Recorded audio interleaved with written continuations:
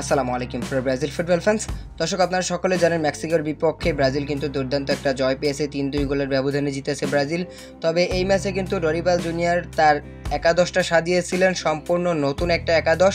মূলত সব young player, তরুণ player যাদেরকে বাছাই করা দরকার ছিল কোপা আমেরিকার জন্য, তাদেরকে কিন্তু এই ম্যাচে সুযোগ দেওয়া হয়েছে, শুধু অ্যালিসন বেকার বাদ দিয়ে। মূলত ডরিবাল জুনিয়র এরকম একটা কাজ কিন্তু অনেক বেশি প্রশংসা করাচ্ছে ব্রাজিলিয়ান গণমাধ্যমে। তবে ব্রাজিলিয়ান অনেকগুলো গণমাধ্যম কিন্তু ইতিমধ্যেই আগামী যে 13 জুন রোজ বৃহস্পতিবার বাংলাদেশ সময় ভোর 5টা বাজে যে ইউএসের বিপক্ষে ব্রাজিল ম্যাচটা খেলবে, তার জন্য কিন্তু ব্রাজিলের শুরুর একাদশটা ইতিমধ্যেই অনেকগুলো গণমাধ্যম কিন্তু প্রকাশ করে দিয়েছে। তো সেই একাদশে দেখা যাচ্ছে কিন্তু স্পষ্টভাবে যে 11 জন শুরু করেছিল মেক্সিকোর বিপক্ষে, সেই 11 জনের কিন্তু একজনও কিন্তু এই একাদশে নেই। অর্থাৎ বুঝতেই পারছেন কিন্তু পুরো 11 জনই কিন্তু চেঞ্জ করে ফেলেছেন ডরিবাল জুনিয়র, এবং পুরো 11 জন চেঞ্জ করেই কিন্তু ইউএসের বিপক্ষে মাঠে নামবে ব্রাজিল। তো চলুন এবার দেখি কোন 11 জন আসলে ইউএসের বিপক্ষের ম্যাচে শুরুর একাদশে থাকবেন। শুরুতে আমরা গোলকিপারের পজিশন দেখব। গোলকিপারে মেক্সিকোর বিপক্ষে খেলেছিল অ্যালিসন, তার জায়গায় সম্ভবত বেন্টো খেলবে, ব্রাজিলিয়ান গণমাধ্যমগুলো এরকমটাই দাবি করছে।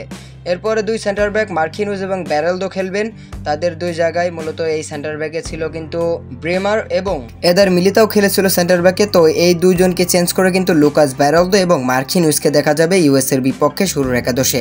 রাইট ব্যাকে ইয়াং কোতোর জায়গায় ড্যানিলোকে দেখা যাবে, লেফট ব্যাকে অ্যারনের পরিবর্তে ওয়েন্ডেলকে দেখা যাবে। মিডফিল্ডেও 3টাই পরিবর্তন, অ্যান্ড্রোস প্যারানোর জায়গায় কিন্তু লুকাস পাকুয়েতাকে দেখা যাবে এবং ব্রুনো গিমারেস খেলবেন ইডারসনের জায়গায় এবং জোয়া গোমেজ খেলবেন কিন্তু ডগলাস লুইসের জায়গায়। রাইট উইঙ্গে স্যাভিনো খেলেছিল মেক্সিকোর বিপক্ষে এবং স্যাভিনোর পরিবর্তনে আমরা দেখতে পাবো ইউএসের বিপক্ষে রাফিনাকে। মূলত মূল স্ট্রাইকারে খেলেছিল ইভানিনসনের পরিবর্তে আমরা দেখতে পাবো রদ্রিগোকে এবং লেফট উইঙ্গের মার্টিনালি পরিবর্তে আমরা দেখতে পাবো ভিনিসিয়াস জুনিয়রকে। মূলত ব্রাজিলিয়ান অনেকগুলো গণমাধ্যম কিন্তু এরকম একটা একাদশ প্রকাশ করে দিয়েছে, যেটি কিন্তু রীতিমতো ভাইরাল। কেননা কিন্তু ইউএসের বিপক্ষে এত শক্তিশালী একটা একাদশ নিয়ে মাঠে নামবে এটা কিন্তু কেউ কল্পনাও করেনি। শেষমেশ যদি ডরিবাল জুনিয়র এরকমই সিদ্ধান্ত নিয়ে ফেলেন যে এই একাদশটা নিয়ে ইউএসের বিপক্ষে মাঠে নামবে, তাহলে কিন্তু ডরিবাল জুনিয়র অনেক সাকসেস হবে শুরুর 45 মিনিটের মধ্যেই। কেননা এখানে কিন্তু সবগুলোই সিনিয়র খেলোয়াড় এবং তারা কিন্তু দুর্দান্ত ফর্মে রয়েছে। মেক্সিকোর বিপক্ষে তো অনেকেই নামারই সুযোগ পায়নি, তাই তো এই একাদশটা অনেকেই পছন্দ করেছেন। তো দর্শক, কি মনে হয় ইউএসের বিপক্ষে এই একাদশটা নিয়ে মাঠে নামলে কেমন হবে ব্রাজিলের খেলাটা?